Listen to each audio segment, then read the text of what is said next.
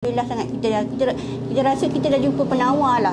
Assalamualaikum, saya Puan Aliza. Umur saya 25 tahun lah. Suami saya Ahmad Fauzi Arsyad, 63 tahun. Memang makcik jaga. Pakcik punya apa-apa makanan, dia punya ubat ke apa kan. Jadi makcik memang tengok, sentiasa pantau.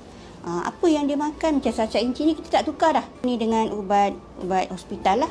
Setakat ni alhamdulillah sangat. Kiranya sacak inci ni macam satu keperluan lah. Kita dah cuba, kita tahu kesan dia macam mana.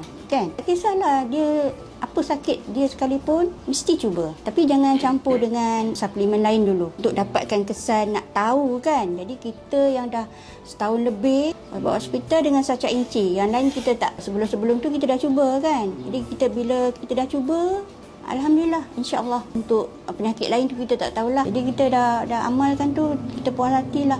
Alhamdulillah sangat. Kita rasa kita dah jumpa penawar lah. Kita jumpa penawar lah. Untuk kita maintain kesihatan kita. Tiap-tiap rumah mesti ada.